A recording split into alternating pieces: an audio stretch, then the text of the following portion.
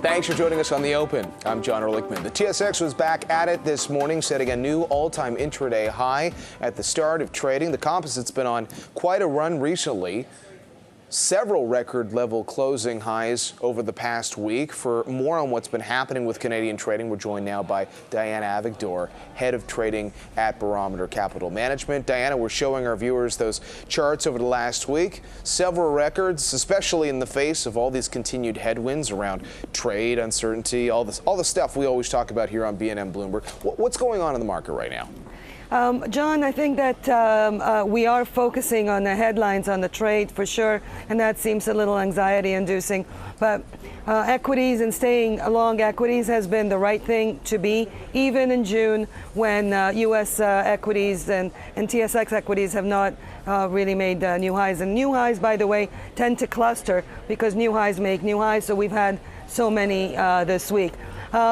We also had energy stocks in Toronto, or Canada rather, take the lead, and we've had the cyclical trade, the rails also making new highs, and our financials. This is market climbs, walls of worry, and I think the trade narrative, John, has actually moved a little bit over to the U.S.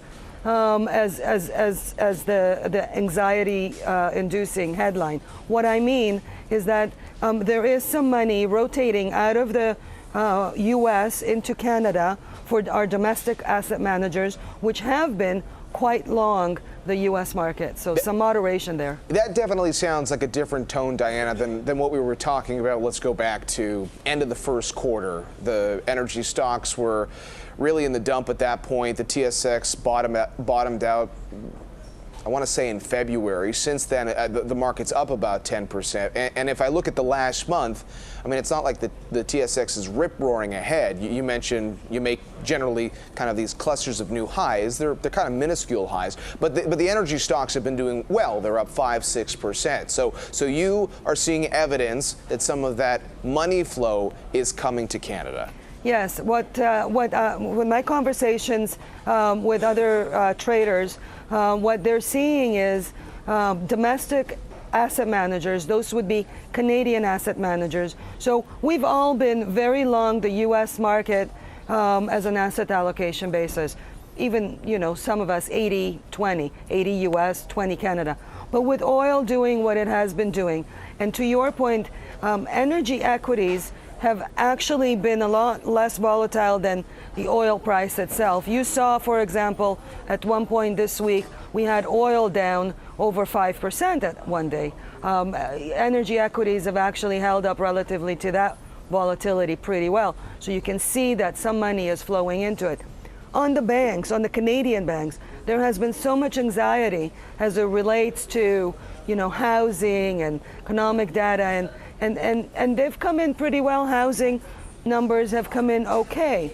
Anecdotally, one of the traders I speak to at TD, I don't know if I can say his name, so I won't, but he said, Vancouver couldn't rent a car. There's no office space to be had. So things are going pretty well. So you have rails and all these things that speak to a robust economy. And even our neighbor in the U.S., with all the trade anxiety going on, the economic data is fantastic. And at the end of the day, the earnings of these companies is what's going to matter. So stay long equities, especially in light of an increase in rates. You've had Dale Jackson on before, and we're talking about bond funds. Yeah. Well, it's tough because bond funds is like a forever bond. It never matures. So, with rates going up, it keeps kind of deteriorating. When you own a bond, there is a maturity date to it, so you get your capital back and your yield and whatever. But with a fund, it keeps kind of going up. So money needs to stay where it reflects best in an increasing rate environment. And so we see in the U.S. right now with the yields moving down. U.S. banks reported some of them this morning, and they're acting a little sloppy, which is what's holding the markets a little flat. Keeping them down a little. Yeah, it's funny you mentioned Vancouver. We had this story earlier about because rents are so high for retailers now that they're just taking trucks and driving around and selling stuff on the road. We're kind of creative. I mean, you know, you don't want to get Amazoned, so maybe it's not good to have a store these days. Okay, so you've helped explain some of the market dynamics. I just want to know, is there a lot of bullishness building up in the TSX? Alex Lane of Dynamic Funds was here in studio this week with us. He's been very positive on the tone of the markets. He's been talking about some of these cyclical companies continuing to outperform. He likes to throw around a number like 20,000 for the TSX. Longer term, that's a big number. I mean, that's 20% away from where we are right now. And if we saw momentum in that way, Diana, that would kind of change the story from a TSX that has come off the lows of the year. Because let's face it, we're still relatively flat, up a couple of percent for the year overall, to a story potentially of Canadian stock market outperformance versus what's happening in other markets. Yeah. So there's lots of things that you mentioned in what you just said. So there is the macro data, the macroeconomics. So Canadian stocks can certainly work, even if, let's say, there's no NAFTA. So, you know, that is not as much of a problem for the Canadian stock market and stocks. And you mentioned energy. As long as energy works, which can also just work because the economies are growing here and in the States, which is our biggest trading partner and will remain our biggest trading partner with or without tariffs. So as long as we're growing an economy here and we're coming off these lows and we're not in a place yet where the excesses are too high. We're not in a place where GDP growth is so high, we don't have runaway inflation. And so for as long as we're growing economies, this can work. And as long as energy works, Canada can work.